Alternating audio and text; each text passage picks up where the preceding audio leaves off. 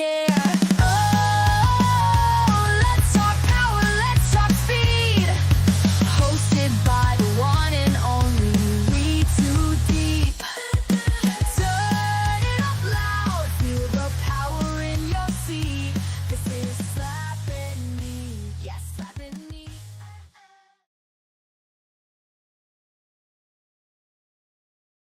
What is up, everybody? It is the Slapping Meat Slappy Award Show. And with me, we have from the Beyond the Junkyard Show, the star of the show, Cody Marinero. And the guy you call host, Junkyard James. All right. So before we jump into just giving out awards, first off, we're going to address this comment here from DJ Wavy D here. He says, we're letting these dubby drinkers slow us down. He's right. Now, this is actually all on me. We've had some difficulties because I didn't realize that me not paying for the service. Anyway, that's a whole different thing. The point is, I'm poor. Please support the show. But before we jump into giving out awards, we're gonna do an icebreaker, and that is a quiz for Junkyard James and Cody. We're gonna see who's the smarter of the two. Which one is the most smart mark here, or a smark, as they would call them. So how we're going to do this, 30 questions, and then it's going to I don't know if you guys watch Stash Club and how they do their little quizzes. It's going to be similar to that. It's not who gets it right first, but I'll ask the question. I'll give you like 15 seconds to think of the answer. If you get it right, you get a point. If you get it wrong, you don't get a point. When we get to the end, there's the 31st question where you'll do your wager. You'll wager how many ever points you want, and at the end, we'll see who the winner is. We have 3 categories: easy, medium, and hard. Right? So we'll start with the easy. 10 questions there. These should be like really super fucking easy. You should know all of this. First question. Who did Hulk Hogan body slam in the main event of WrestleMania 3? I don't think we need time to think about this. So I was gonna say, did we just Andre the Giant? Right. So James, answer. But hold on, I gotta say there's a flaw in your system, because if he gives the answer and then I give a different answer, his answer may influence my answer. So should we not write down the answers? I mean, if you want to write down your answers, you can. I don't have paper to give nobody, so. I found a notebook. I can do this. Come on, host. I mean, it was pretty fucking easy to just answer. If you get influence from his answer, that's cheating. So do you have paper? Yeah, I do. Okay, let's show your fucking answer. We have the first question. Oh, I gotta write it down. Oh god, this is gonna be difficult. Okay. Yeah. Can you see that? The thing is, no one can fucking see it because we don't have whiteboards. Did you see my answer? I did. Okay. James, you know this. Let's shout the fucking answer out. Andre the Giant. I actually have a piece of notebook paper, and he has an iPhone. All right, so here's how we're actually going to do this. We're going to do it the way I planned it, because James, you answer first since you think you're going to be influenced, and then Cody answers after him, okay? You both have 1 point. Shit. Already off the fucking rails because of you two. Second question. What does AEW stand for?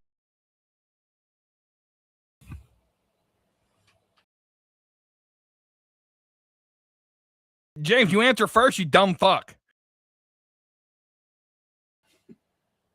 Well, who the fuck muted me? All Elite Wrestling. Okay, Cody.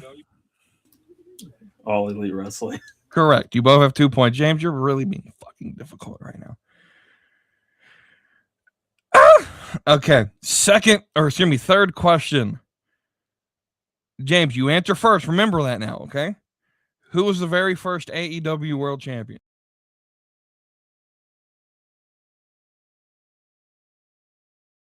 Hey, this would be a lot easier if you would stop muting my microphone. Chris Jericho. Chris Jericho. Jericho, sorry. Yes. Okay. You both got 3 points. Question number 4. Which wrestler's entrance theme starts with the following phrase? If you smell.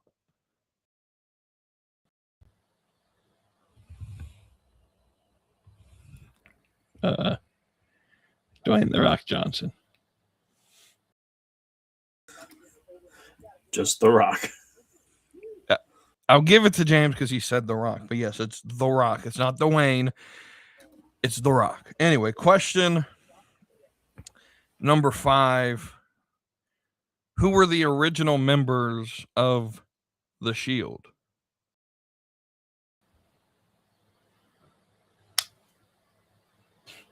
Original? There were only 3. Roman Reigns, Dean Ambrose, and Seth Rollins. Yes, Roman, Seth, and Dean. There was an honorary member, but those were the 3 original. Yeah. See, original. Honorary, Kurt Angle. So yes, you guys now have 5 points. This one is specially for our friend Cody over there. Question 6. What was Sting's signature weapon in WCW? That would be a baseball bat, a black one. Yeah, baseball bat. He gave it. Cool. Yeah. All right, question 7. Who was the first ever TNA World Heavyweight Champion?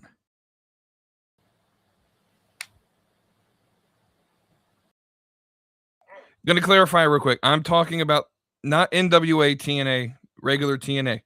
Just to clarify. Thank you. That was going to be my question, so I appreciate you clarifying that.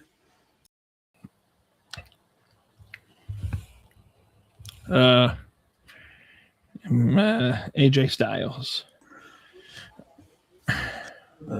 That would be Kurt Angle. It is Kurt Angle. James, I'll give you redemption if you can name the first NWA TNA champion.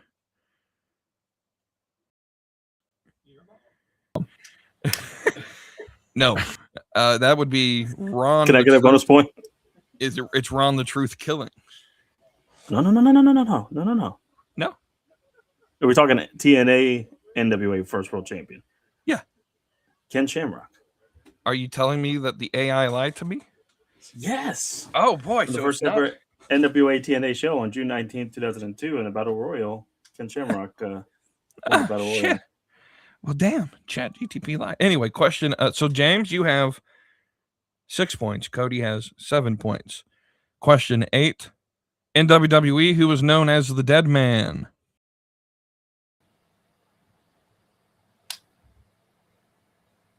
The Undertaker. The Undertaker. Correct. Question 9. Which company did Vince McMahon buy in the year 2001?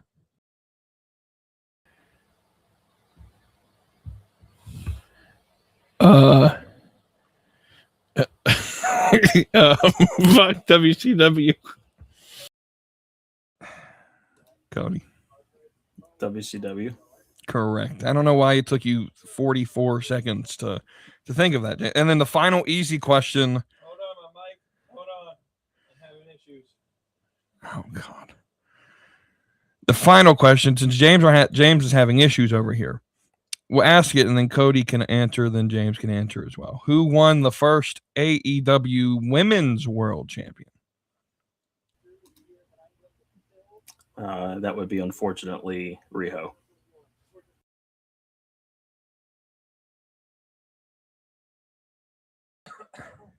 Yeah. The greatest women's champion of all time. That would be Riho.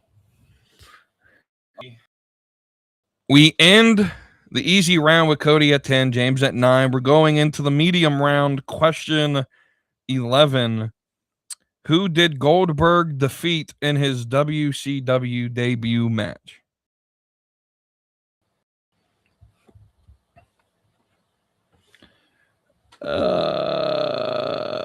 Mike Wazowski. I have no idea.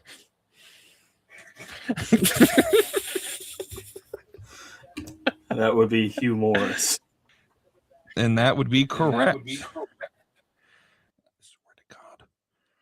All right, next question. Which tag team in TNA was known as Beer Money Inc.? Name the two wrestlers in that tag team.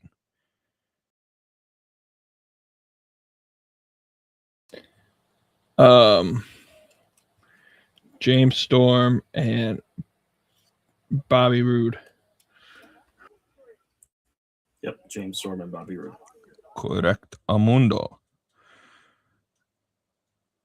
The next question is, who did Chris Jericho beat on the same night to become the first ever undisputed WWE champion? The Rock and Stone Cold Steve Austin. Yep, Rock and Stone Cold. Perfection.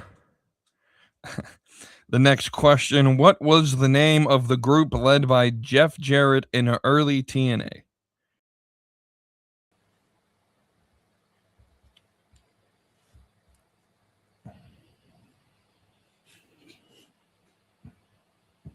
The Job Squad. I have no fucking idea.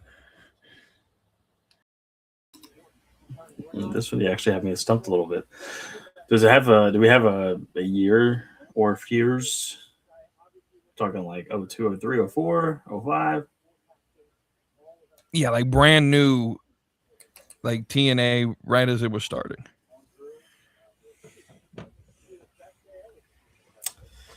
This one you actually got me on. I don't know. I'm just going to take a simple guess. It's wrong because it happened in 04, but Kings of Wrestling, I really don't know.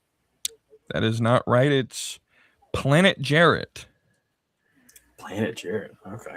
All right. Which was the tag team, or was a stable of Jeff Jarrett, Abyss, America's Most Wanted, Monty Brown. Jesus shit, is the whole fucking roster. Monty Brown, Team Canada, Kip James, Gail Kim, Alex Shelley, Scott Steiner, Larry Zbyszko.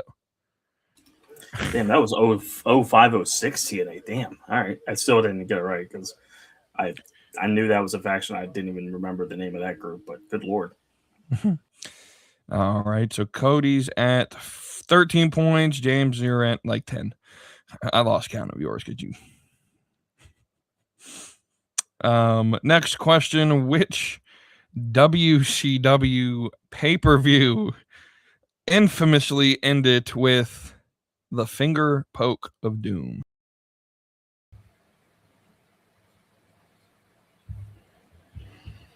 Oh, fuck. It's Battle of the Beach, 97.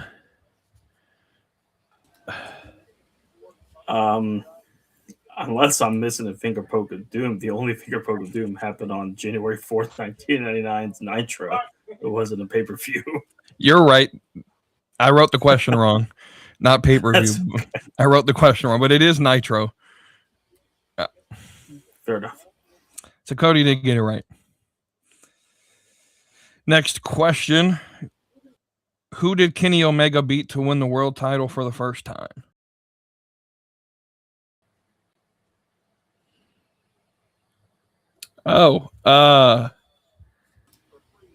Hold on, we're talking AEW, right? Yeah. Okay, just making sure. Shit. John Moxley. Yes, John Moxley. Correctamundo. Cody's at 15. We're going to say James is at 13 because he's got 2 wrong, I think, at this point. Question 17. Who was the final WCW World Heavyweight Champion before the company folded?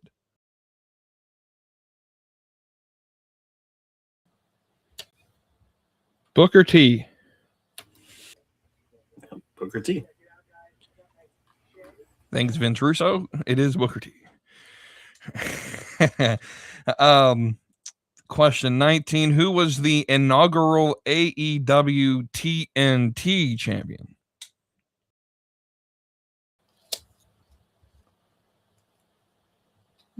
Cody Rhodes.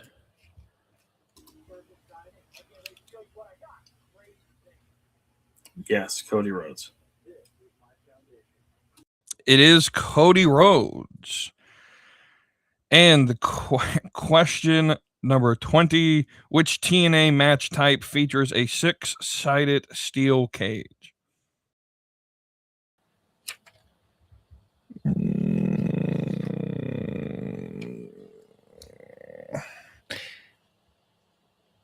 Can't think of the name. As for the X division, I don't fucking remember what it's called. Pass. Isn't it just called 6 Sides of Steel? Yes, it's called the 6-sided steel match.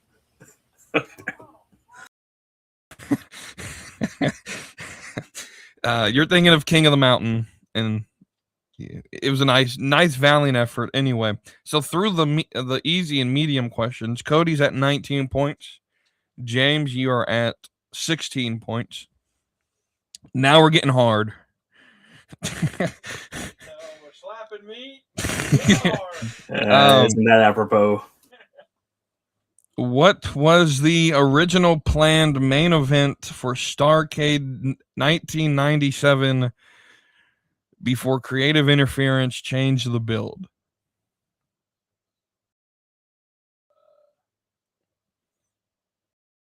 Hogan versus Jeff Jarrett. Hogan won. I don't fucking remember. Is that the right one? No. No, that's Bash at the Beach 2000. The question was, what was the original finish, right? What was the original planned main event for Starrcade 97 before interference changed the build?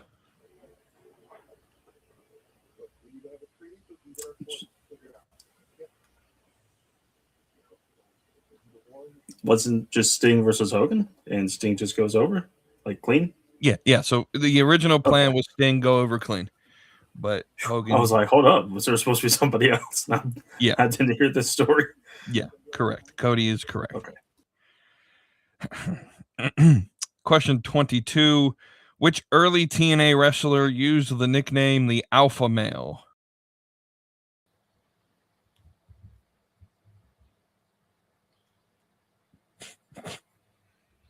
Joe Hendry.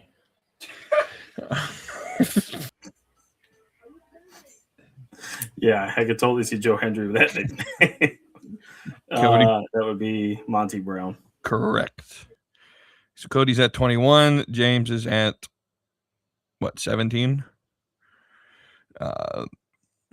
Question 23. At which event did Bret Hart make his WCW debut?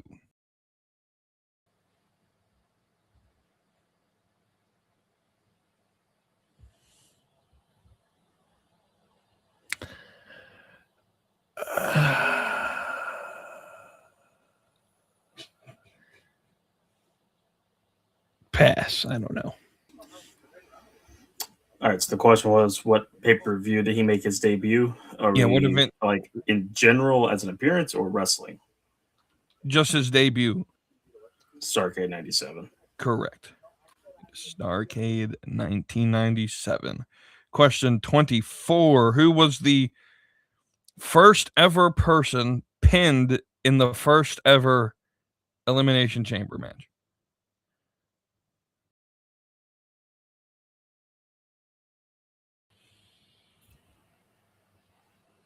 Randy Orton.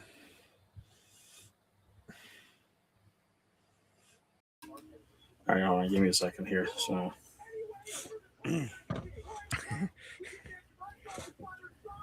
who was the first person to get pinned? Correct.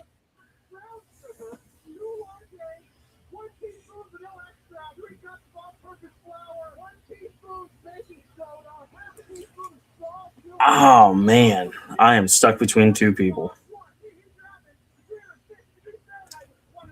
I'm gonna kick myself if it's wrong because I generally am stuck between two.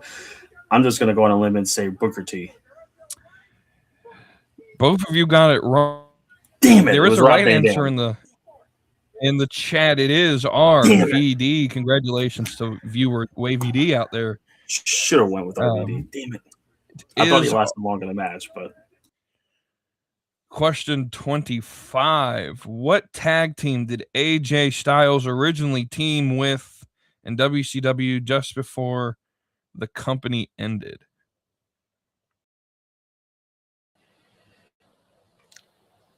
Yeah,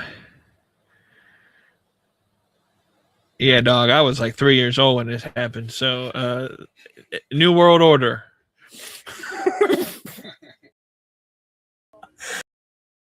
I mean, Cody was young too, but does Cody know this? I sure do. The tag team was called Air Raid, and it was Kid Romeo. Yeah, correct. All right. Question 26. Which AEW match drew the company's first ever Dave Meltzer 5-star rating?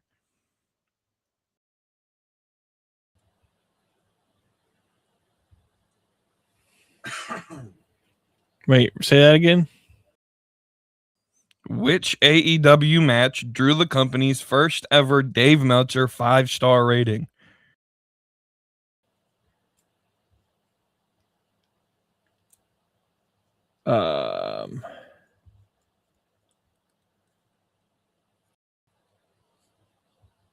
Lucha Bros versus Young Bucks at Double or Nothing 2019.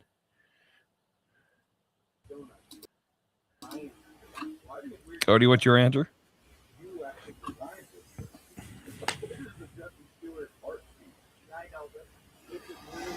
Man,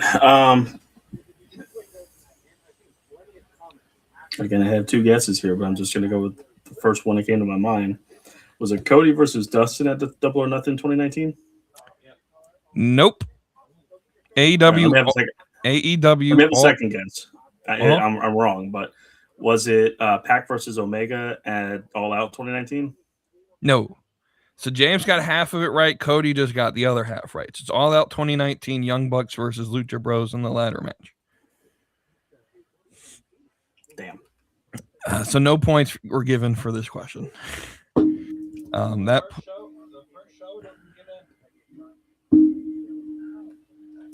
could have sworn the first show I got a 5-star. That's what I thought. That's why I went with Cody versus Dustin, but interesting. Nope. All right. Next question. So Cody's at 24 points. James is at, I'm 100% not sure how many points you have. We're just going to go with 20.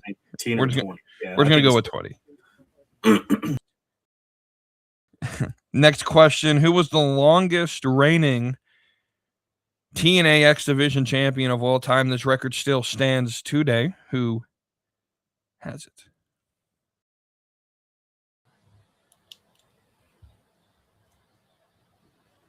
You said TNA, longest reigning TNA champion? Longest reigning X Division. Oh, X Division. Fuck, what's it? Eddie Edwards?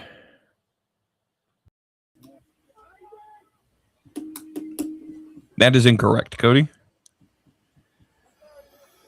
I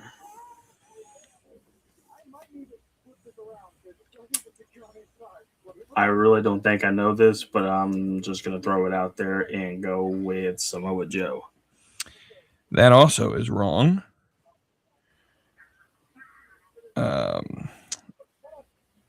with the longest reign at, I had this pulled up, at 298 days is Austin Aries.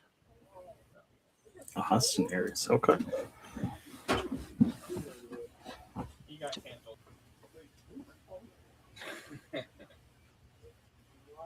All right. 28. Cody's going to love this question. Which celebrity won the WCW World Heavyweight Championship at Slamboree 2000?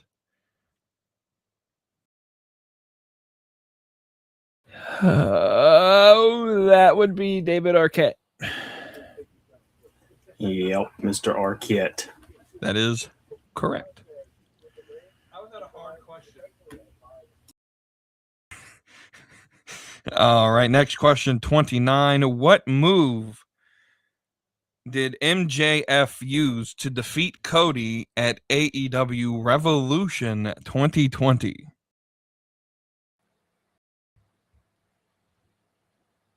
The Crossroads.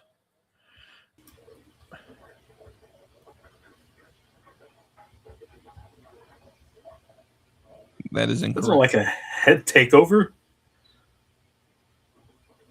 No.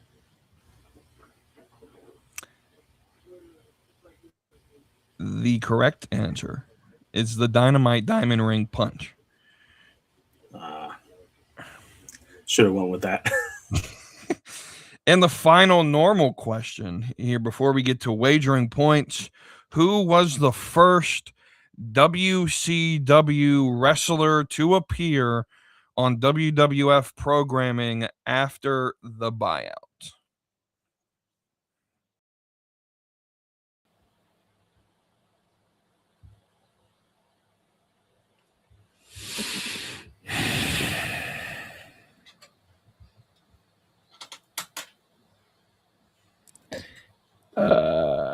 For some reason, I thought it was a group of cruiserweights. Maybe I'm thinking of it in the absolute reverse. But I'm just going to go with Perry Saturn. That is incorrect. Cody? Booker T. That is correct. It is Booker T. All right, so Cody is at, I think, 27. James, we're going to put you at 21. We're just going to be safe there. You guys can wager how many ever points you want. So let's say James wants to wager 10 points. If he wagers 10, gets this next question right, he gets an additional 10 points. If he wagers 10 and gets it wrong, he loses 10 points. I'm sure we understand how math works. So, James, how many points do you want to wager?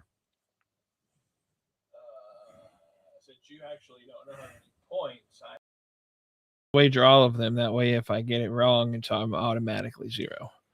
All right, so James is wagering 21 points. Cody, how many you want to wager? I'll do 26 out of 27. Okay, so Cody's playing it safe. He's going to go for the win no matter what. This legendary difficulty question for the winner takes all. Which wrestler holds the distinction of being the only person to wrestle on WWF Raw, WCW Nitro, ECW Hardcore TV, and TNA Impact while all four companies were active and to do so under the same ring name?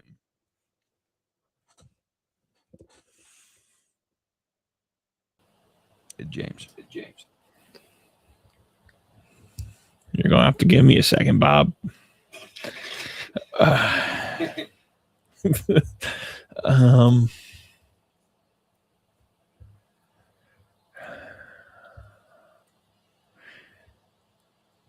The only person that I know of that has wrestled long enough to I think that could do that is the natural Dustin Rhodes. Cody. I'm I'm pretty sure this is right. I know he obviously wrestled for TNA, WCW, WWF, but I'm pretty sure he did at least, if anything, a house show. Before you give your question, Wavy D or answer, Wavy D wants me to read the question again, so because he's playing along with us.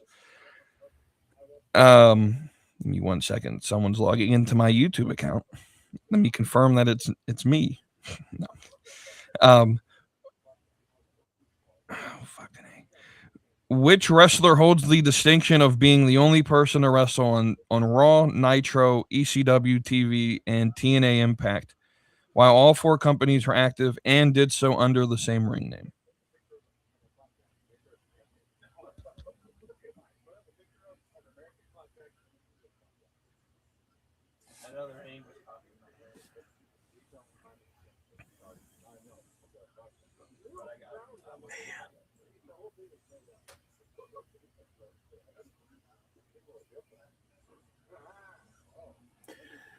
Oh man, I one person comes to mind that I honestly remember seeing a picture of him in all 4 companies under the same name. I have a couple of things in my head, but I'm just going to go with this answer and say Scott Hall.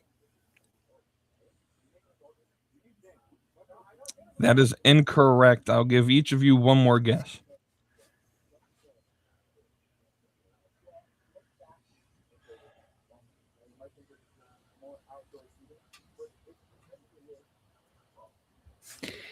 All right, so another name. So ECW, TNA, WWF, and TNA. I'm gonna go with Taz.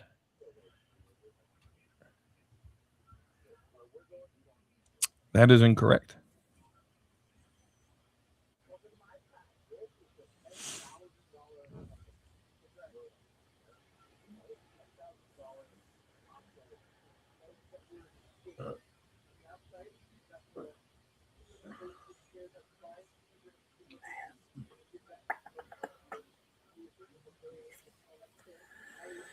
Brian Knobbs. That also is incorrect. The Damn. answer is Raven. Raven. Damn. Wow. So Wow. with 1 point, our winner is Cody Marinera. Let's get to why we all came here now, which is to award some wrestling awards. Pull up my thing here. So here, how we'll do this, we'll start. I'll list the category. James will go first, Cody, then me. That's going to be the order. James, Cody, me. All right. So we'll start with some of the not as important awards. We'll start with the little fun one here. The category, the worst business decision, so not booking, but worst business decision of the year 2025. James, you're on the clock. All right. So maybe not necessarily business in terms of what they got, but business in terms of the perception to the fans. WWE hijacking their ticket prices so that normal people cannot afford to go to a live event is the worst business decision of the year. All right, and Cody? For me, the worst business decision of the year was WWE switching from Peacock to ESPN Plus with their PLEs. I just going from a $10 per month hike to $29 per month from Peacock to ESPN Plus is another way to kind of price gouge your clientele. I don't feel a lot of people are watching it on ESPN Plus. I guess if you're paying the $30 and you're getting it, that's one thing. But telling people to go from Peacock to ESPN Plus, I don't think as many people are doing that. And it's a way to really kind of kill your audience on watching the PLEs. 100%. I actually agree, but I also agree with Wavy D because Wavy D also agrees. We're Worst business decision was the PLEs moving to ESPN. Double points for making the move earlier than announced. 100% agree that was shitty business. Without a doubt, should be. Hopefully, Melcher will agree with us and put it as the worst business move of the year. Next is, so we just did business decision. So now we're going to move on the worst booking decision in all of wrestling in the year 2025.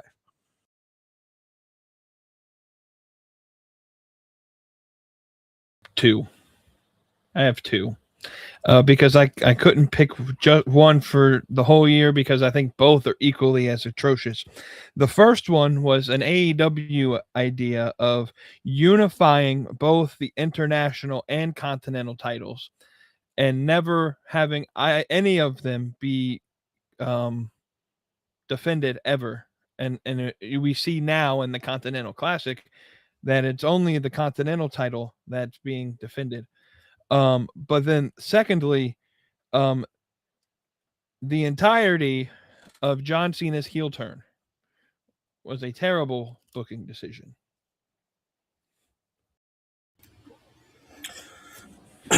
I tried to make this as a collaborative thing instead of putting 2 or 3 different things on there, but basically the entire Rock, Travis Scott, John Cena debacle at Elimination Chamber and leading into WrestleMania, that whole booking decision was just horrible from the beginning. It was shotgun booking. It didn't make any sense. There's been no payoff. There was no rhyme or reason for it. Obviously, Travis Scott fucked over WWE, and we never got any explanation truly from The Rock for why he even implemented himself in the storyline Elimination Chamber. But yeah, and Cena heel turn was what it was, but really it's that whole beginning stages of it at Elimination Chamber leading into WrestleMania that was just, it was awful.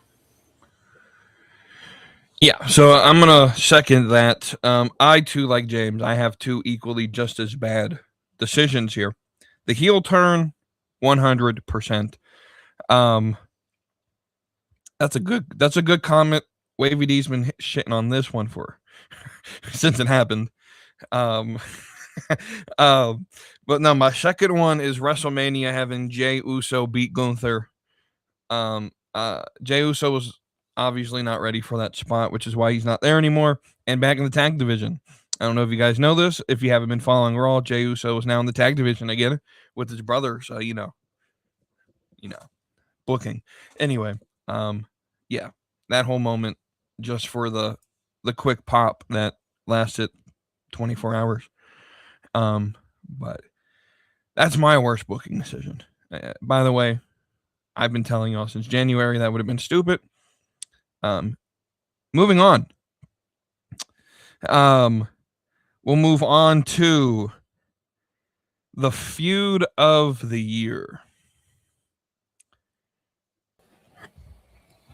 All right, this one was actually kind of difficult for me to pick a feud in general because there were actually several really good feuds in pro wrestling this year, but I settled on the feud between Adam Hangman Page and Jon Moxley. I thought that feud really led us throughout the spring and early summer really well, culminating in Hangman winning the belt at the show at Globe Life Field in Arlington, All In, and they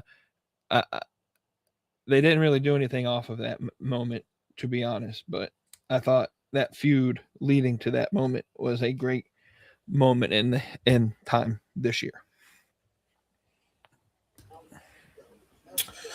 For me, the feud of the year was Triple H versus Good Booking.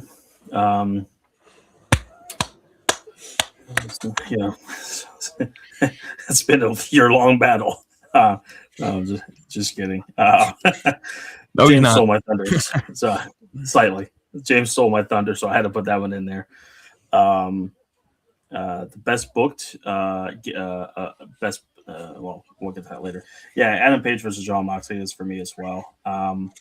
Death Riders finally gained some momentum in January and February, and was leading to really good Dynamite and collisions and pay-per-views, and had a stranglehold on the company, and they beat all the top baby faces. AEW needed that hero, and they inserted Hangman, going from a heel in the latter part of 2024, leading into 2025, and he finally turned face, dethroned Moxley, won the world title All In, like James said, and became the biggest babyface in the company, and set a really good moment and a really good storyline for the first half of 2025, and it culminated with him getting help from his longtime nemesis Swerve at All In, and created a really good moment to help better the company, so to speak. So overall, it had a really good build to it, and then it culminated with a really cool moment that tied a lot of things together at All In. So, Yeah.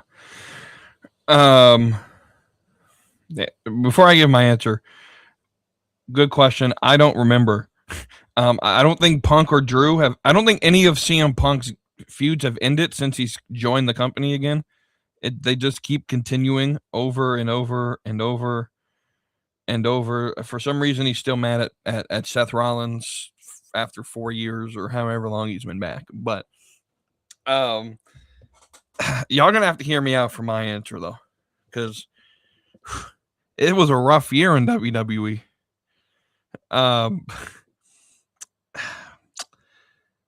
My answer is Becky Lynch versus Lyra Valkyria. For a couple main reasons, being it elevated a title that desperately needed elevating. And if the problem is the booking, just like, it's going to go on a rant real quick, not a long one, but Triple H really did suck this year. It just absolutely fucking sucked. The entire year, like the most inconsistent booking, like real peak and then like valley for like 8 months, which is why I don't watch Raw or SmackDown anymore. Other than the fact that Raw and SmackDown cost me like $1 million to watch. So, yeah, but Becky versus Lyra was the one that I thought of. Second mention, Sami Zayn versus Kara in my Discord. That's a great feud. But moving forward, I mean, even with NXT, I can't think of like Shawn Michaels has been kind of off his game this year as well. So that's why we're going there. Next, I don't. Sorry, just a quick. Go ahead. I don't blame Shawn so much for that, just because of the fact that he was kind of thrown and dealt with the whole TNA thing. So it's hard for him to put so much focus on NXT when he has to cater to TNA and try to figure out what works for them, how to get their stars over here and this and that, and vice versa with NXT to TNA. So I don't blame Shawn for that. I think Shawn's done pretty decent for what he's been dealt with, and trying to build up the NXT guys and gals while also trying to cater it to also them too. doesn't help that all the established NXT stars are sitting on the bench right now up on Raw or in catering. I mean, other than Stephanie Vicaire, I'm going to ruin SmackDown for you guys. Julia loses in 2 seconds to, I think it's Zelina Vega. So literally 2 seconds. Yes, James? A pinfall's 3 seconds. Okay, smartass. But the point of it is Zelina Vega, who almost killed Rhea Ripley last week, just beat in a squash match Julia. So she could still be down and doing something in NXT. Carmelo Hayes, what the fuck is he doing? I mean, Stephanie Vicaire is probably the most successful, but even still, her title means jack shit. So, anyways, we'll move on to the best gimmick of the year, and I swear to God, James, just say what I think you're gonna say. I'm gonna beat your ass. James, I just hope you don't steal my answer. All right, so give shout out to Wavy D in the chat because there was a feud that I actually forgot about. Tony Storm versus Mariah May. That was a very good feud that I think started at the tail end of 2024 and culminated in right before she left in June to go to NXT, where, hey, by the way, she lost the women's title tonight to Thea Hale. But anyways, In a very fucked up finish. Yep. Anyways, back to the point at hand. Gimmick of the year, there was a few. I thought there were a couple good few. For the Damn it, don't the use a couple or a few because you're gonna steal mine. For the casual fans that watch this show, you'll love this one. Mr. Iguana. For those that love the graps and love a good shit talking heel, the best heel of the year, Ricochet. And then additionally, after what he said last night on Monday Night Raw, you have to throw Gunther up in there because he is now probably going to be the biggest heel of our generation. But yeah, Mr. Iguana and Ricochet, and then Gunther. I said best gimmick, not best heel, you stupid anyway, Cody, your answer? He stole mine, Mr. Iguana. Oh, yeah. So we're going to go 3 for 3 here because Mr. Iguana. I'll be 100% honest with you. And listen, I don't watch NXT Raw or SmackDown religiously every week. I don't watch Collision every week, most weeks, and I watch Dynamite every week. This is the only gimmick that I can think of. There is no other gimmick. Everybody's a wrestler with a character. I guess you could probably call that their gimmick. But like Mr. Iguana is a gimmick. That's like the only gimmick. Orange Cassidy maybe, and maybe Hook, but like that's to me the only gimmick I can think of was Mr. Iguana. Yeah. Thanks for stealing the thunder there, James. Oh yeah, you got your hand up. Go ahead. Another one, El Grande Americano. All right, technically that's a gimmick, so yeah, I'll give you that one. I like that one. All right, we'll move on. To the one that might be surprising that with my answer here, the Booker of the year. We know where James and Cody are going. We don't even have to go there. Just spit out the name real quick. But okay, yeah. So Booker of the year goes to the one and only Champaign, Illinois famous English Premier League owning, 3rd seed owner of the Jacksonville Jaguars, 13 belt Tony Khan.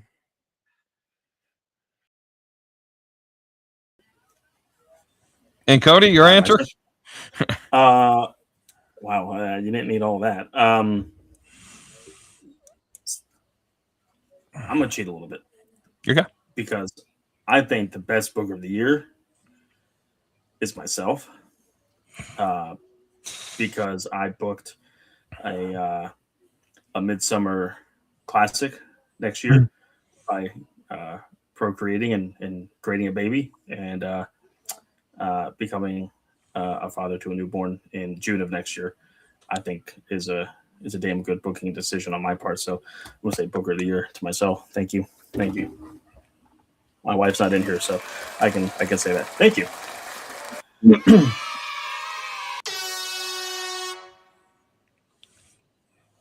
I was not expecting any of those, so thank you for that. Yeah, Tony Khan. But I'll be 100% honest with you. I actually had to think about this for a little bit because in a seriously really close second place was the Lyric GP of TNA. I think TNA had a pretty decent year this year. Yes, the partnership with NXT helped a lot with that, but I think they actually grew a bit this year, and obviously got a new TV deal. I think the creative there has been pretty decent. So this was not as easy as I thought. Delirious was a really good booker this year. I just think Tony Khan just had a more year. Right. pay-per-views and delivery on the pay-per-views and all that stuff. Right. So this is where the surprise comes, because the actual answer for this is one Vince Root. No, I'm kidding. JCW baby. No, I'm kidding. Or JPW, whatever the fuck it's called. He promotes that on when he's watching Raw. And he's like, this show sucks, but if you don't want it to suck, go watch blah blah blah. Go blah, watch blah. JCW Lunacy. I'll be on there. Go With Big watch the Vito as my Juggalo. manager. You know how bad the show is? He brought in Vito. Yeah, Big Vito's his manager. Anyway, but so this year, just self-admittedly, this is probably the worst year, in my opinion, across the board in wrestling that we've had in a while. And so I'm only awarding this to this person because it's not Triple H. That, you know, I'm not gonna say he sucks at booking. I think there's a lot of other. Oh, there we go. I'm alive. I think there's a lot of other forces at play behind the scenes that Triple H has to deal with, like a John Cena retirement tour and The Rock wanting to get involved and not ever being available to get involved, and Endeavor, which, by the way, Endeavor doesn't own TKO anymore. They sold it to someone else or something. I don't know, apparently. But all of them played a role, I think. But even then, the main roster booking has been ass. And the NXT booking, you get hits that are good. It's good again now, but like over the summer when they were really pressing into this TNA stuff, it was kind of eh. And so because at least, I don't think the booking was necessarily all that good or relevant to me, but at least it was consistent all year. We'll give it to Tony Khan. Anyway, we'll move on. The PLE or pay-per-view of the year. Oh, this was fun. I probably will pick one that none of y'all have watched at all. My pay-per-view of the year happened in the great company of Ring of Honor, and it is Supercard of Honor 2025, live from Arlington, Texas, the day before All In. And some of the great matches included Lee Moriarty defeating Blue Panther in the pure wrestling match, the Sons of Texas winning that tag team match, Nick Wayne finally getting his singles gold, and then Athena and Thunder Rosa had a great match.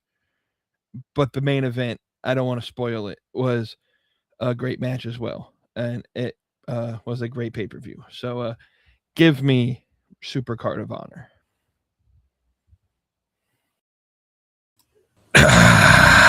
Cody? This one's a little bit tougher for me. I had a couple different options, but I ultimately went with the show that happened the day after James's show, All In Texas 2025.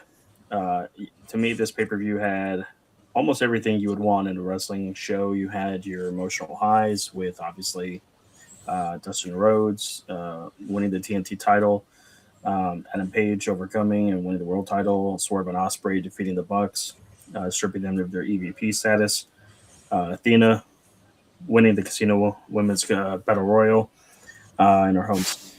Then you had the emotional lows coming out,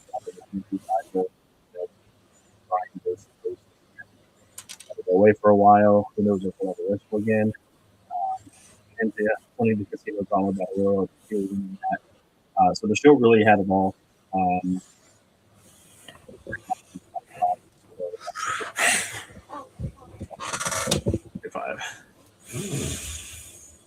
Yeah. Can understand all of those reasonings there. And, it's like me and Wavy D are the same mind here. because the two shows he just listed are the two shows I was considering. That is Evolution 2 and SummerSlam, and I ultimately chose Evolution 2 to be the best PLE of the year, or at least the most memorable to me. So with that, now we're getting into the nitty gritty. We'll go to the women's match of the year.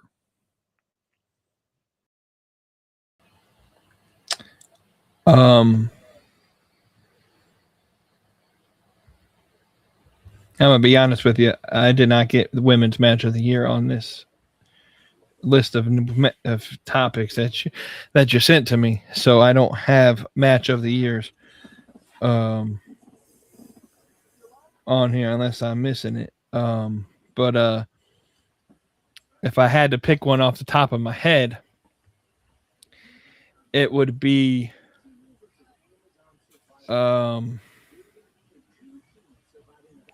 Mercedes Moné versus Persephone at the 91st anniversary CMLL show. Now, Cody, before you answer, did or did I not send the same questions to you and James? Yeah, because I have mine written down here. Yeah, see, look at that. Anyway, Cody, your answer? The women's blood and guts match was really, really close of overcoming this other one. Not just because I was there live watching it. I watched the show back and I thought it was such a really good match. However, after rewatching this match, it's pretty clear that this won women's match of the year. It's the triple threat match at WrestleMania 41, Night 2, between Io Sky, Bianca, and Rhea for the women's world title. Just a barn burner of a match. This is how you know Cody knows ball, because Wavy D just put that in there, and that's my answer as well. It's been the women's match of the year since April. No one was ever going to touch it, in my opinion. So yeah, Rhea, Io, and Bianca from WrestleMania. Probably the best, in my opinion, opening matches to a WrestleMania. I guess you can say night now. Fucking 2-night fucking PLEs, but and so yeah, I'll go that.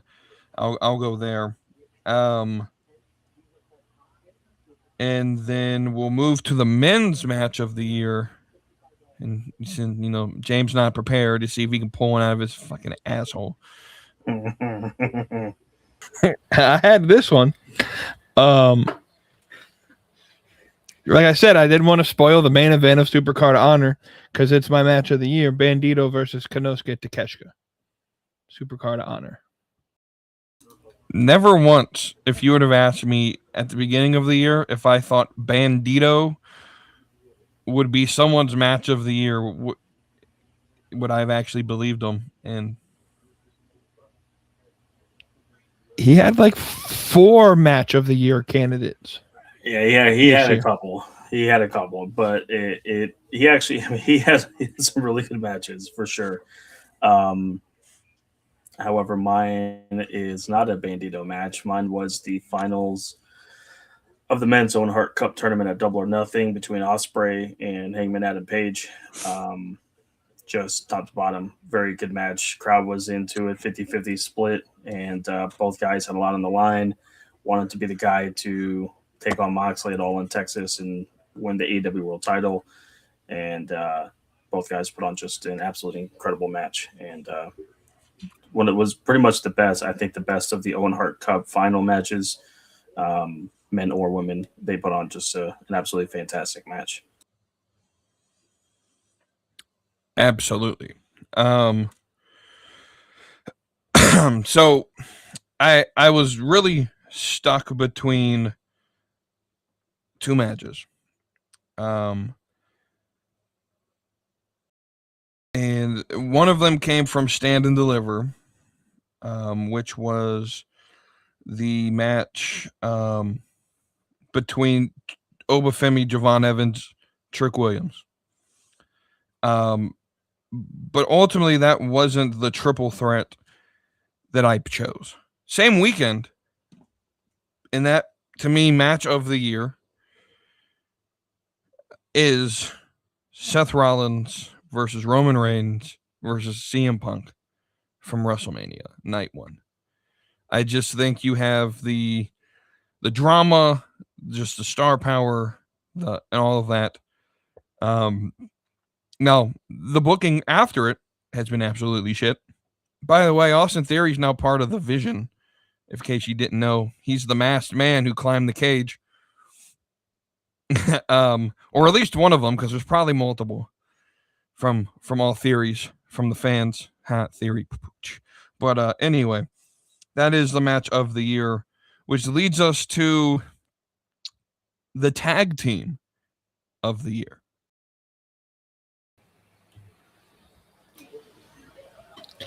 All right. So my tag team of the year might be the largest tag team. Don't do it. What? Of the year. Oh my god. And it just keeps growing. It seems like every month. It's more like a stable than a tag team, but it's a tag team. I think this will fit within the parameters. The greatest tag team of 2025 because of the global significance and the mastery of this tag team, the Don Callis family.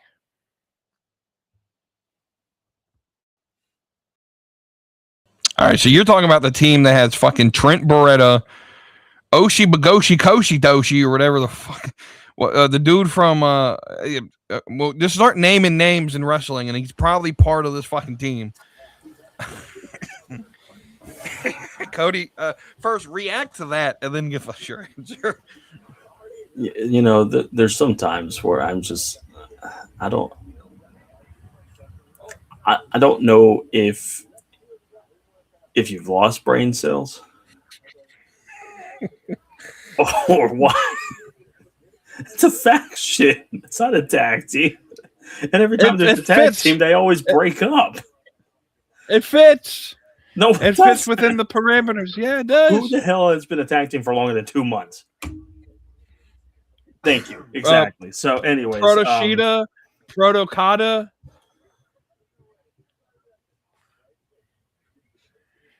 Josh Alexander and nobody. Okay. Look. Y'all could settle this debate on your debut episode on New Year's Day.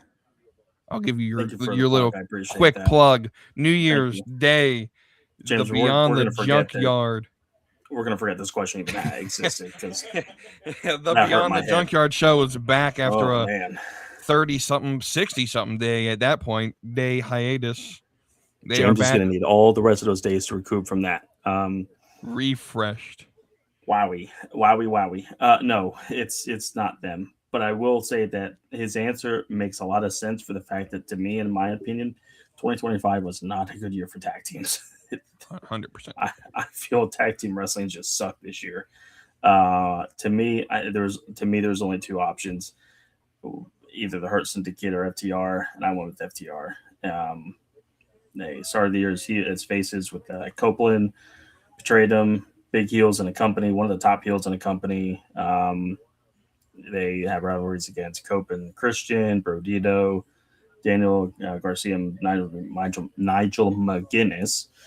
Became a 3-time record AEW World Tag Team Champs, full gear, just top guys through and through. Really had, honestly, the only tag team that had some sort of steadiness this year. Hurt Syndicate was pretty close to that, but they kind of teetered and tottered a little bit. So that's the only reason really why I went with FTR. Yeah, I'm gonna second your notion here. 2025 was a pretty down year for not just wrestling, but specifically tag wrestling. And more specifically in WWE. You know, the company that doesn't already care about tag wrestling. They at least pretended to care in previous years. This year, they just didn't give two fucks whatsoever. And so at first I was going to say the Hardys in TNA because they've won like 44 titles on the indies. But we're going to stick with my first answer, which again, Wavy D had put in here. I agree with the entire statement. At the beginning of the year was Fraxium. But my fear happened. They got caught up, and Triple H didn't know how to use them. Now they're sitting in catering. But yes, Dark State is the answer. To also throw up another question of his, or chat of his. Wavy D did say at the beginning of the year that Dion Lennox would be a superstar.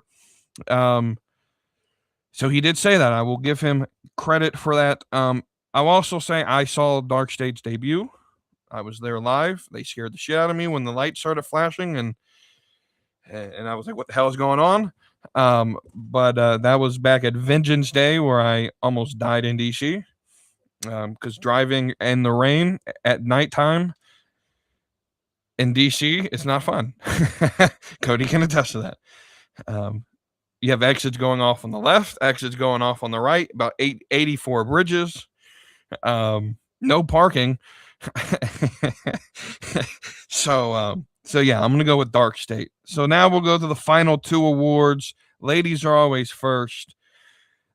I really am hesitant to throw this over to James because we know where he's going. It's gonna be a bloviation. I'm gonna just go ahead and give him the Dick Ryder pass right now. We know where this is headed. All my fans of this show just put up with it because we know exactly where it's going. All right, so we're going best woman of the year. And let me tell you who it is. Ready? She is the APAC Women's Champion, the Winnipeg Pro Wrestling Women's Champion, the AEW Owen Hart Cup Women's Champion, the Body Slam Women's Champion, the Discovery Wrestling Scottish Women's Champion, the Bestia Women's Champion, the PTW Women's Champion, the Chaotic Wrestling Women's Champion, the EWA Women's Champion, the Rev Pro Undisputed Women and Queen of Southside Champion, the CMLL World Women's Champion, and the longest reigning AEW TBS champion of all time, not Jade Cargill anymore, Mercedes Moné.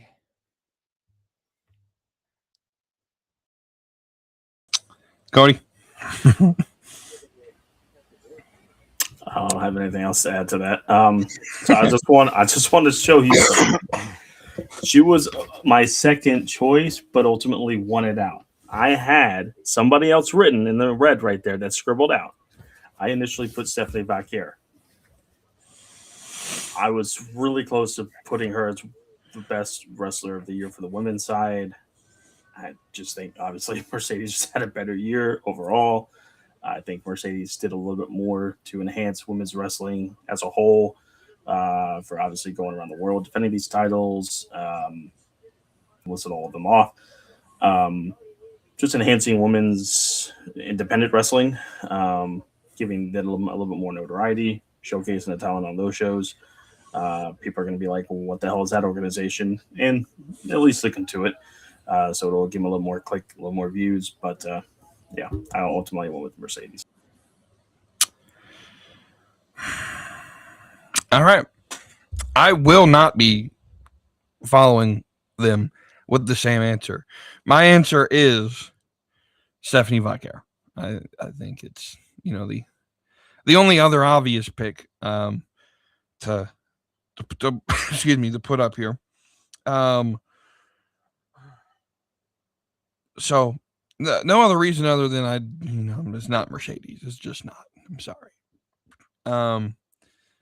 Let me give you guys opinion on this comment from Wavy D. Most improved women's wrestler of the year was Nia Jax. Strongly disagree with that. Harley Cameron. Mm-hmm. Harley Cameron. You look at her matches from late 2024, early 2025 to now. She has grown tremendously in the ring. She really, really has. Nia Jax, I'm sure, has done a decent job too. I won't say that Nia Jax is not improved, but Nia has been wrestling for years, whereas Harley's really only been wrestling for a couple of years because she was just a person to look on TV at. Mm-hmm. She finally took the craft seriously, trained, and to me has gotten tremendously better in such a short amount of time. To that vein, I also want to add Maxine Dupree. Same sort of situation.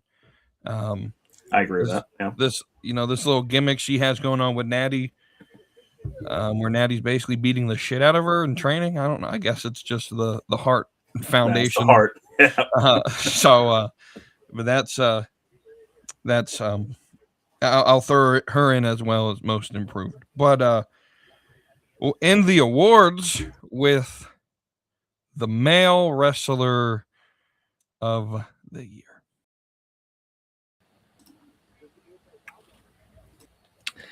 This one was a little tough for me because I had a couple people in mind that one, I don't think y'all were considering any of these, but overall the overarching idea of 2025 was there was, I think, two favorites, and it was really difficult for me to come down to the two. It was either Konosuke Takeshita because of what he did in New Japan Pro Wrestling, winning the whatever the G1 Climax tournament. Now he's IWGP champion, but overall, I think because of the just number of great matches that this other guy had this year, he is my male wrestler of the year, and it is none other than the masked outlaw himself, Bandito. Cody. I was not seeing that. I actually went with Konosuke Takeshita as my wrestler of the year. Like you said, James, he's the current IWGP World Champion. Won the G1 Climax, beat Zack Sabre Jr. in the G1 Climax, not in the finals, but basically took over the lead in that block and then beat Evil to win the G1. Right now, he's currently tied in the Blue League of the Continental Classic for first. And he beat Tanahashi in his last United States match. And then at Wrestle Kingdom 19, early January of this year, he won the never openweight title. So Konosuke has put on banger matches in AEW, but has become a big named star in Japan. He's currently contracted to New Japan, AEW, and DDT Pro Wrestling. Guy is becoming a mega star in Japan. He's becoming a really big star in the States. And his rank is only going to get higher. But I think overall, from a work perspective, from a match perspective, and his workload, I think Konosuke Takeshita is the overall wrestler of the year. All right. So I'm going to go with a different superstar. And this superstar, I believe, is the current best wrestler on the planet from a performer standpoint, whether it's in the ring, on the microphone, as a character, just has the it factor.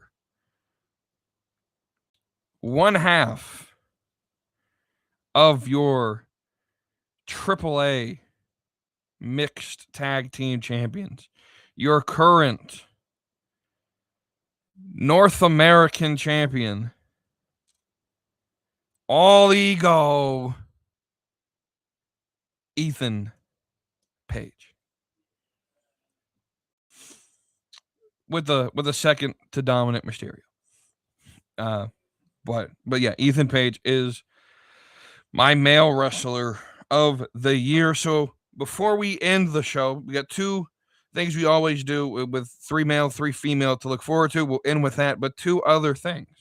We talked about John Cena's retirement tour.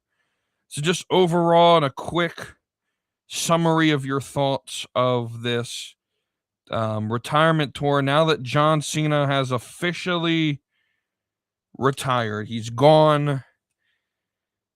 He's no longer an active wrestler.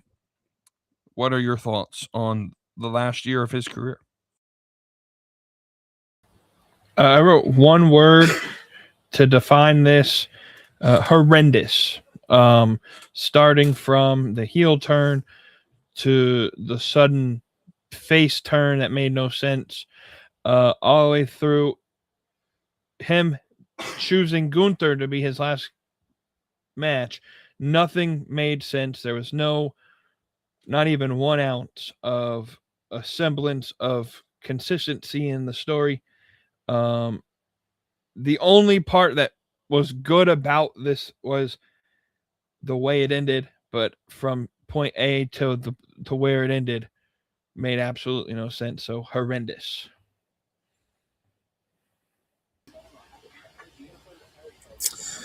I got a couple more words than that. I wore the man tonight to pay my tribute to him.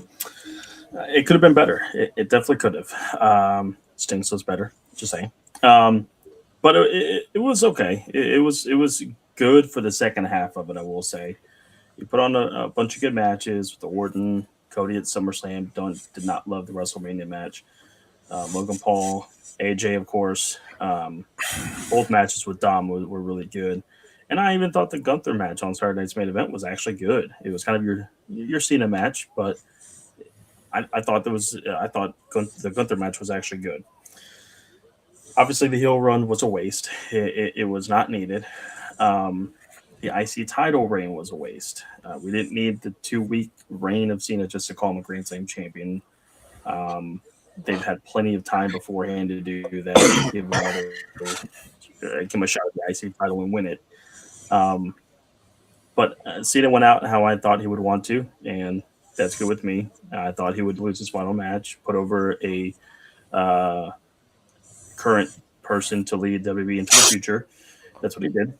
I kind of wish he did at least 100 dates, give a little more opportunity for him to travel around some of the other big cities in the world to at least appear and, be able to say goodbye to a little bit more people. But it is what it is. We got what we got. But he'll definitely be missed inside the square circle from a competitor standpoint. I'm sure he'll appear on TV sporadically here and there. But, it was a lot. Could have been better.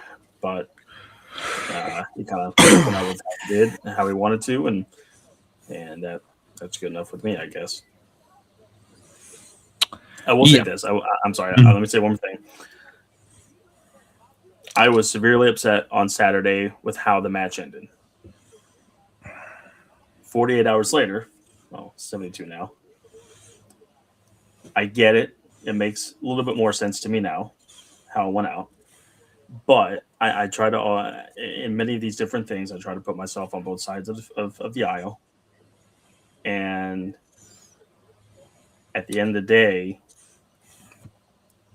Cena made us feel, as wrestling fans, a certain way. That's what we're supposed to do when watching wrestling. We're supposed to be entertained. We're supposed to believe in it, dive into it, have a feeling. And when you have a feeling one way or the other, that's how they got you. And they got us. I wanted Cena to win. He lost. I was disappointed. The babyface, didn't win. And the heel won. We're supposed to be mad at the heel. They did their job. I may not like it. Don't really love the decision, but that's Pro Wrestling 101. The heels are supposed to be bad guys. You're not supposed to cheer for them. The baby faces are supposed to be cheered. And we got what we got. So at the end of the day, it makes more sense than it doesn't. But yeah. So I will not fall out of this chair. I almost fucking broke. Anyway,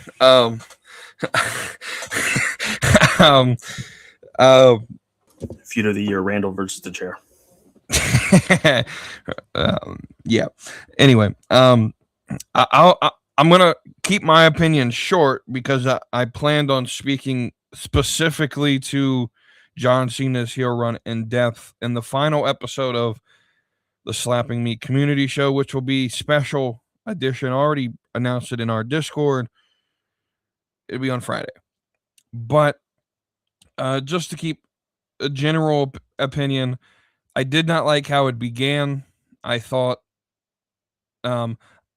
I'll go in more detail, but I thought the title run should have been reversed. I thought he should have chased the entire year for the IC title. At the beginning of the year, get that out of the way, and then end with the 17 title.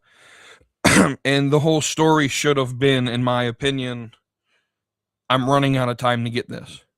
Even, let's just be honest, who gives a fuck if he's a Grand Slam champion? He's the greatest wrestler of all time. He didn't have to go after the IC title.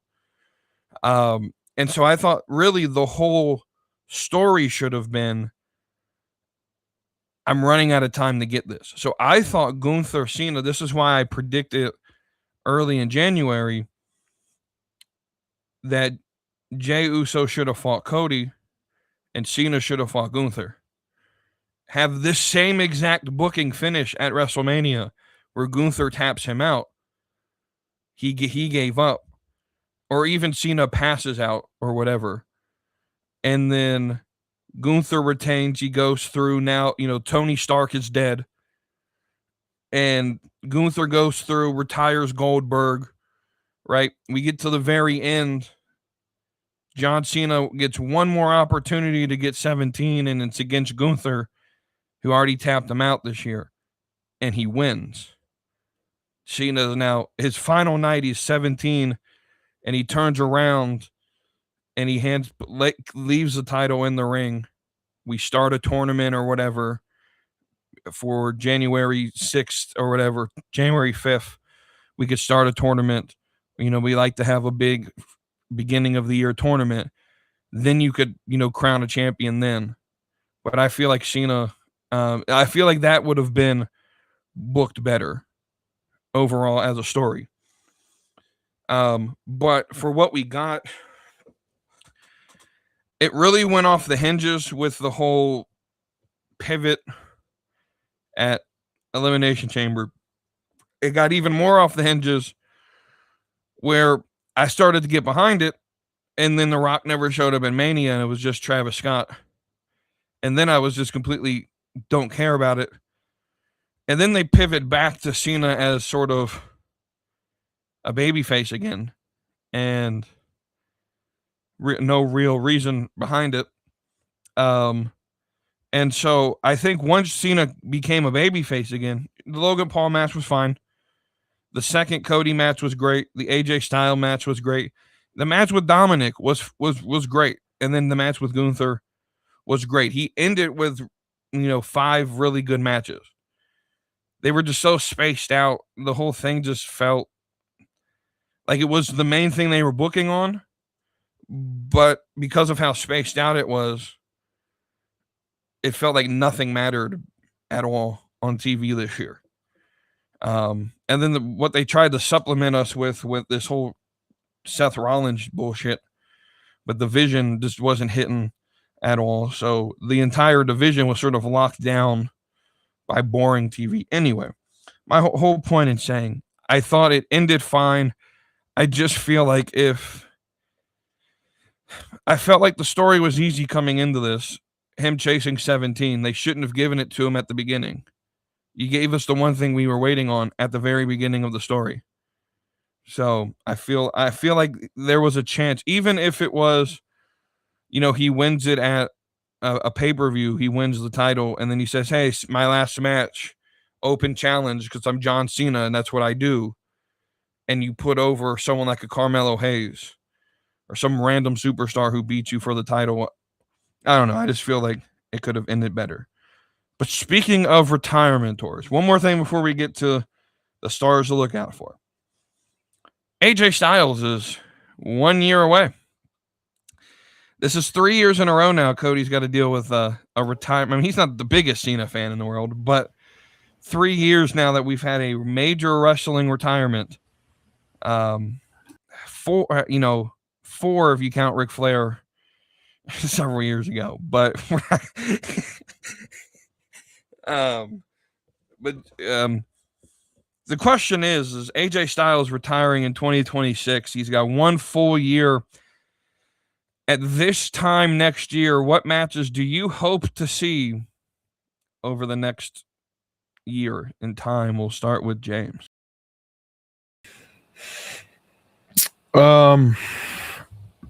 Gunther. Just tap him out. Make that Gunther's gimmick. Just tap everybody out. By the way, AJ Styles is probably not going to be the only star retiring in WWE. SummerSlam is in Minneapolis, Minnesota, so get ready for Brock Lesnar to retire as well. But for AJ Styles, realistically, I'd like for him to have another feud with Frankie Kazarian, though I don't know what the TNA deal looks like, so that might not happen. Shinsuke Nakamura would be fun. A TNA championship run would be fun. But again, I don't know what the TNA partnership looks like. But those were the three main things that I would look for in an AJ Styles. Other than if they would allow the AJ Styles to work Forbidden Door next year and have him fight Will Ospreay, that would be fun, but probably not going to happen. Cody, you're the AJ Styles fanatic over here. What do you want to see? Finn Balor, Javon Evans, Trick Williams, Braun Breaker, Roman Reigns, Leon Slater, Aleister Black, Dragon Lee, Cody Rhodes to complete the trilogy. Give me that TNA run by first having his feud, really a feud. Give me just a match with his longtime former colleague in TNA, Chris Sabin, Shinsuke Nakamura, Seth Rollins, another OG TNA guy that he can feud with, Jeff Hardy, Penta, Rey Fenix, and Kevin Owens. Okay. So I think you're going to get your wish with Leon Slater very early in the year. With him pinning Leon Slater, I think that's going to be the major feud going into the AMC deal. So I don't know if you realize this. The AMC deal starts on the 15th. They have a pay-per-view on the 17th. Resurgence, I think it's what it's called. So I think he's going to show up on the 15th on the debut show on AMC, challenge Leon Slater, say, I beat you. And that's going to carry, I think he gets that TNA run in the X division. Probably not going to happen, but Christopher Daniels, that would have been fun. But he's like dead, isn't he? Didn't like Adam Page kill him or whatever? Yeah, he's retired. Him versus Joe would have been cool too. Jeff Hardy. I would have said Bully Ray, but he just retired. Yeah, but you listen to some of Javon Evans, Balor, it's cool. The rumors of Jericho coming back, I think we should end AJ Styles, or at least mention the beginning of his WWE career, which, by the way, it doesn't feel like 10 years. It's crazy how it's been 10 years that quickly. I still can't believe that. I still remember when his debut was spoiled to us at the Royal Rumble because your friend called and was like, "Oh my God." I'm like, wait, we're behind. Damn it. Yeah. But yeah, I think there's a lot of matches that the cool thing about this, and maybe not cool, but I don't think this will be the front of the booking like Cena's was. So they could still, AJ Styles can go around the world. I'd like to see him do a Japan tour again. Maybe get the Good Brothers involved. Who knows? Wavy D just mentioned AJ Styles versus Ilya Dragunov. That'd be crazy. But it does look like Gunther AJ Styles is happening soon because they met in the hallways on Raw. But who knows? So with that, let's tune this in. Ladies first, 3 women you are looking forward towards their 2026. It doesn't have to be like newbies. It could just be, just women you are hoping break out in 2026. Ladies and gentlemen, this is This is not a prediction. This is a spoiler. 2026 will be the year of Persephone. She is going to rock the women's division and CMLL, ROH, and AEW next year. But additionally, I think I put her on this every year, and I think eventually her time will come. Give me Billy Starks, and then the one returning star that I think we could see that we haven't seen in quite a while in AEW is Hikaru Shida. Supposedly her visa issues are taken care of. I think we'll see her at some point in time, and she could make a really big run in AEW. All right, Cody. Sorry, I had to look out the window. Somebody pulled up and shut a door, and I was about to have to go and kill somebody. Allegedly, for legal purposes. Un momento, por favor. Well, while he is trying to figure out what's happening, I will go ahead and give my answers for women.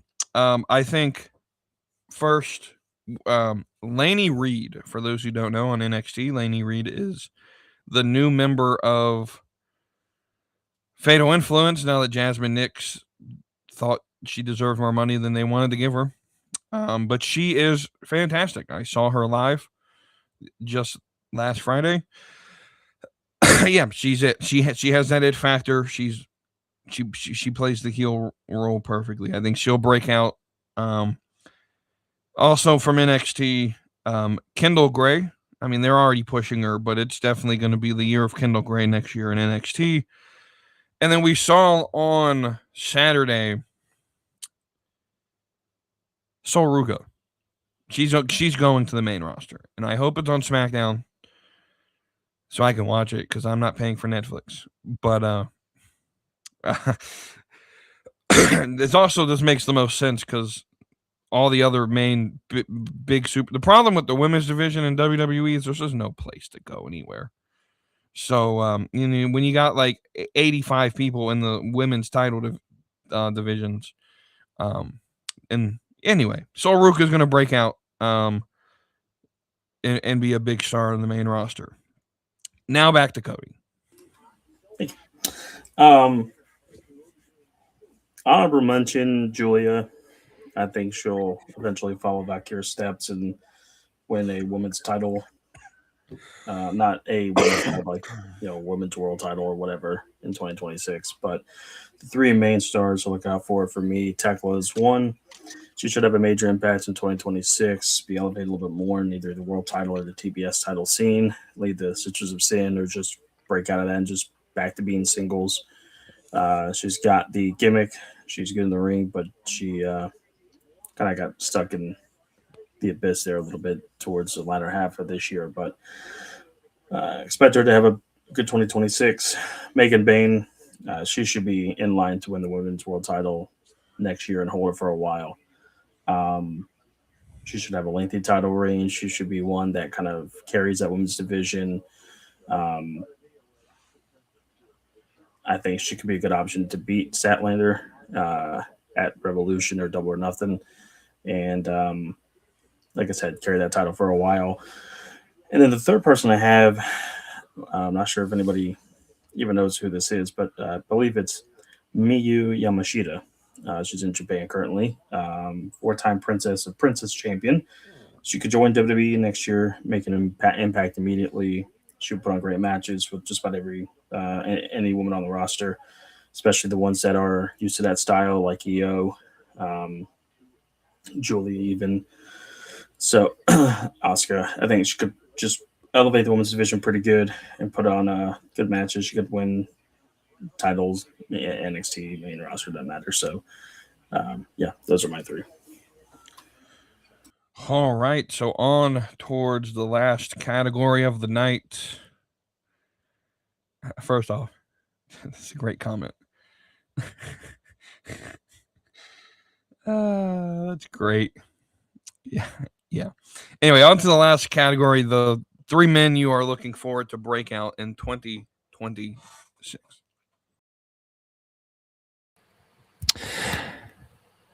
So the return of MJF will be fun because, and it might be tomorrow night, by the way, because he has to keep his dynamite diamond ring streak alive. So he might return tomorrow night. But MJF in 2026, he still has the contract, I believe, for a AEW championship match. That he has to announce at least 7 days in advance. That's the stipulation. So I think the MJF is prone to have a big year next year. Additionally, I think Nick Wayne, once he gets back from his broken foot, will be prone to make a really big run as a single star, finally out of the shadow of Christian Cage. And then Leon Slater. I love Leon Slater. I've loved him when he wrestled in Rev Pro. Spoiler alert, he has a big match coming up in a couple weeks. I don't want to spoil what match it is for, but he has a big match coming up to start 2026. So Leon Slater is going to have a really good year in 2026. By the way, Cody, before you actually start, I just wanted to read what I just read here. WrestleVotes confirms that the NXT North American Women's Champion title change was in fact a botch, and they are scrambling behind the scenes on how to fix it before the show goes off air. I mean, it's already off air, but that was posted. I just wanted to let y'all know that my favorite show is fucking up right now. Anyway, Hate to see it. Back to your answer. Just kidding. It happens. It's pro wrestling. It's live TV. It happens. It'll be interesting to see what happens, though, to see how they kind of recoup from that. Just own up to the fuck up and just honestly, just go with it. Yeah, just go with it. Just that's one. Sorry, but real quick pivot. That's one thing I do like about WWE, not WWE. Sorry, AEW is that when mess ups happen, slip ups, refs messes up, they don't shy away from it. They just kind of go with it and just kind of continue on. Just go with it. If it's an F up. I mean, honestly, the quick fix is just, hey, we'll do the rematch at New Year's Evil. Yeah, simple as that. Worst things could happen. Honorable mention, Braun Breaker. I mean, he's destined for an impactful 2026, so we'll see what happens with that. But for my 3 stars to look out for, Jacob Fatu. Obviously, natural charisma, very good in the ring. Crowd loves him. He should win some sort of gold in 2026, whether it's a U.S. Intercontinental or whatever else belt is in the singles division, or if he gets elevated to the world title scene. I don't think that'll happen, but we'll see. Will Ospreay coming back from severe neck surgery next year. I still pencil him in as winning the world title next year at Wembley Stadium at All In. So we'll see how that works out. He could make a run for the Owen Cup tournament and win it. So we'll see how that works out. And then Mike Santana. I think he can make the jump from TNA to WWE or NXT. He becomes a major player in either one of those shows, main roster or NXT. And I can see him winning some sort of singles gold. I can see him winning NXT championship next year. I think he would fit perfectly in either one of the main roster shows or NXT. And put on some really good matches and just solidify himself as a pretty good top player like he did in TNA. And, just really make a bigger name for himself and possibly win some gold next year. All right. So my first name is going to be Javon Evans. I think he will end up being NXT champion at some point. I don't like that he already cashed in the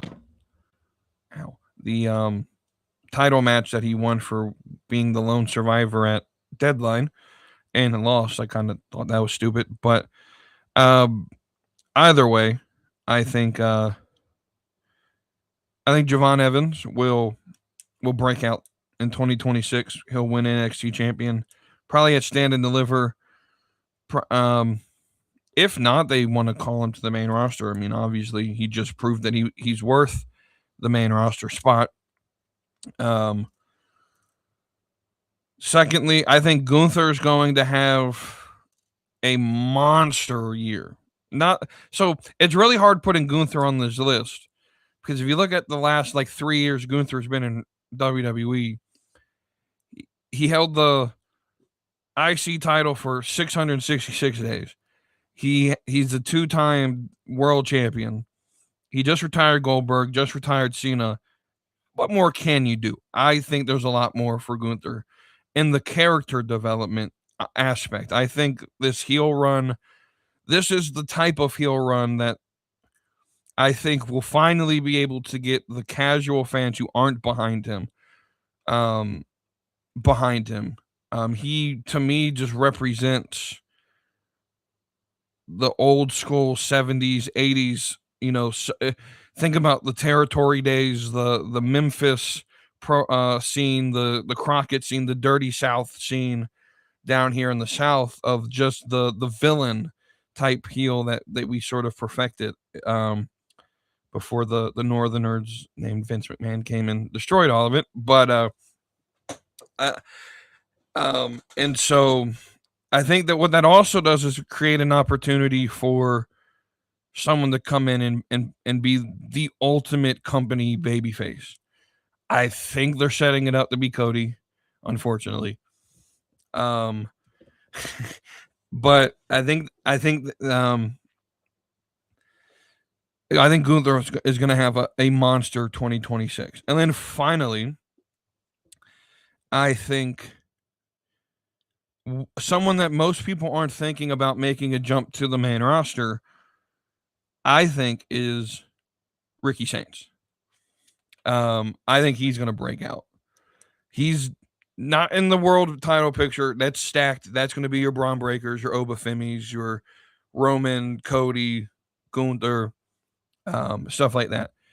But bringing him up to be in your mid-card scene, build him. He just turned heel, so we'll see where that goes. Conveniently around the same time Cody might be turning. Conveniently. But anyway, I still think he's one of the masked men that Seth Rollins recruited, but that's a theory. But I say Ricky Saints because there's this event that WWE runs every year. They moved it back to September this year. It's called Money in the Bank, and it's in a city known as New Orleans, and that's where Ricky Saints is from.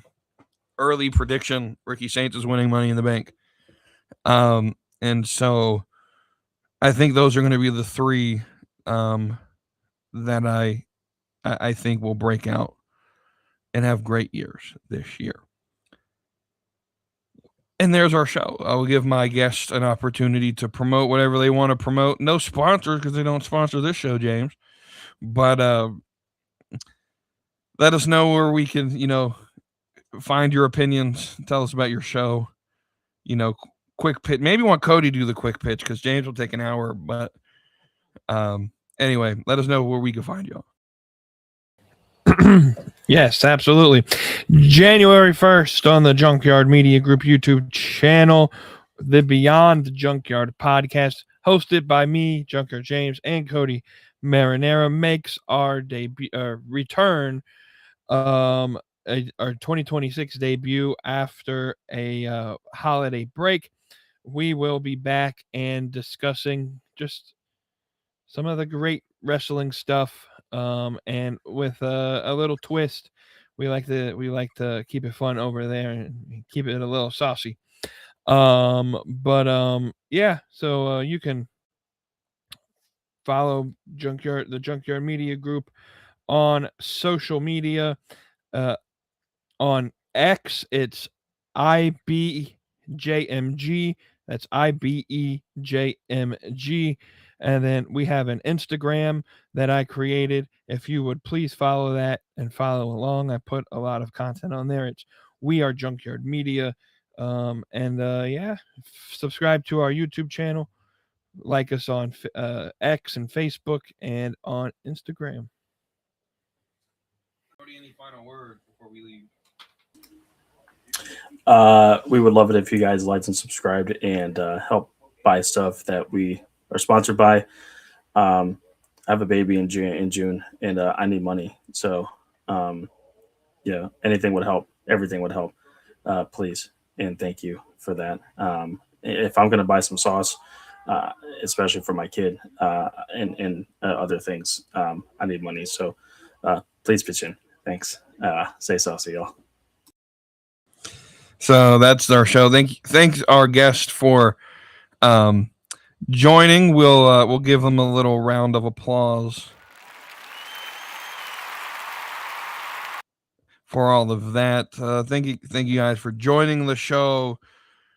One more episode this year for the Slapping Me Community Show. That will be Friday, special edition. We'll go I'll just give my final little rundown of the show and maybe what I'm looking forward to in 2026. Maybe some early Mania predictions. So I haven't really been paying attention, to be honest with you. So maybe YouTube TV will finally get a deal with this ESPN shit that I can watch PLEs again.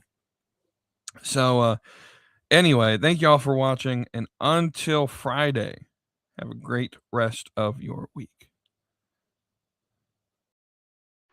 So hit that subscribe, come along for the ride. Whether it's NXT or NFL time, going in the ropes and fourth and deep. Slapping Me Community every Tuesday.